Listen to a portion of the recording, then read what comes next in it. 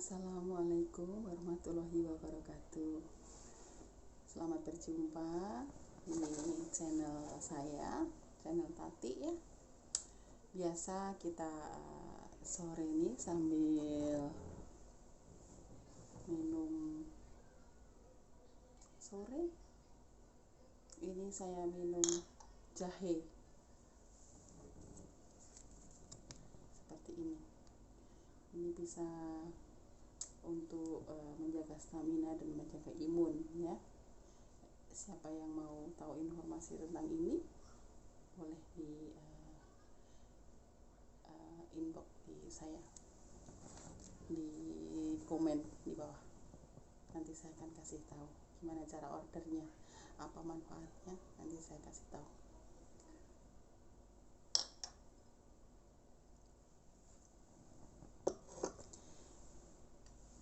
Jadi cerita sore ini adalah tentang cerita rumah tangga. Jadi kalau kita sudah menikah, itu biasanya ada mengalami hal-hal yang tertarik pada lawan jenis ya. Misalnya suami tertarik kepada wanita lain, ataupun istri tertarik pada laki-laki lain. Kadang-kadang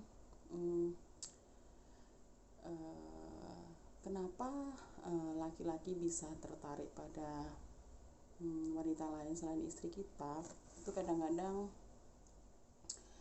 tidak sepenuhnya salah dari suami tersebut. Kadang-kadang ada yang istri itu merasa karena sudah menjadi istri, dia tidak peduli lagi dengan si suami. Misalnya peduli di sini dalam hal mungkin penampilan di rumah maupun pelayanan di rumah. Kadang saya pernah ada beberapa teman yang sebetulnya nggak curhat sih, cuma kebetulan keceplosan kali ya, cerita-cerita gitu, itu bahwa si istri ini sudah tidak peduli dengan penampilannya saat di rumah.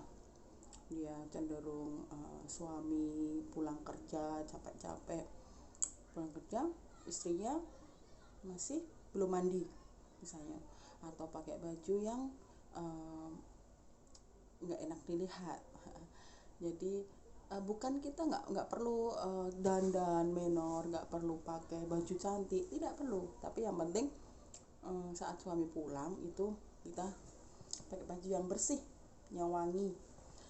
Dan satu hal, kalau suami pulang ke rumah, diusahakan jangan sekali-sekali pas kebetulan istri sibuk mengerjakan kerjaan rumah. Jadi paskanlah jam ngerjain kerjaan rumah itu pas tidak ada suami, atau siang, atau pas suami masih ke kantor, cepat-cepat kerjain. Jadi pas suami pulang sudah standby, sudah baju rapi, sudah mandi, sudah wangi, tinggal nemenin suami minum kopi sore atau nemenin makan malam, seperti itu. Jadi suami pulang harus disambut. Terus lagi satu hal, kadang istri ini sudah merasa bahwa si suami tadi udah jadi miliknya, udah menikah. Jadi kadang-kadang cuek. Jadi justru malah lebih milih nonton sinetronnya daripada menemani suami. Kadang-kadang suami itu butuh teman cerita, karena biasanya suami seorang laki-laki itu cenderung tertutup sama teman-temannya.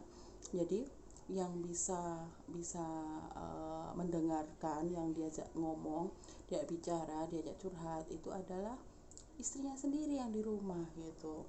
Jadi cobalah misalnya suami datang atau malam-malam pas mau sudah masuk ke kamar itu, coba tanyain, wah tadi di kantor kenapa, ada kejadian apa, baik-baik saja kan, sama temen, sama bos, atau dengan kerjaannya ada yang sulit nggak, misalnya. Padahal kita sebenarnya juga nggak paham apa kerjaan mereka, tapi kita harus berusaha untuk peduli, ingin mendengarkan, memancing para suami untuk cerita. Jadi jadilah seorang istri itu adalah sahabat, seorang ibu.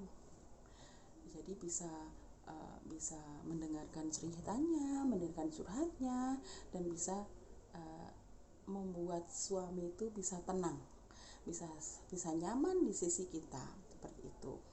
Terus kadang ada yang istri ini hanya menuntut, jadi misalnya gaji suami kurang atau suami lagi nganggur gitu, istrinya malah sewot, gimana sih, kurang nih gaji, kita mama nggak bisa beli baju, nggak bisa beli makeup, nggak bisa beli ini. Sebenarnya suami itu manusia juga, seorang suami itu adalah manusia juga yang dia butuh ketenangan pikiran, butuh istirahat, butuh butuh dia juga merasakan lelah. Jadi bicarakan baik-baik jika memang keuangan keluarga kurang, atau lagi nganggur atau apa, ajalah bicara.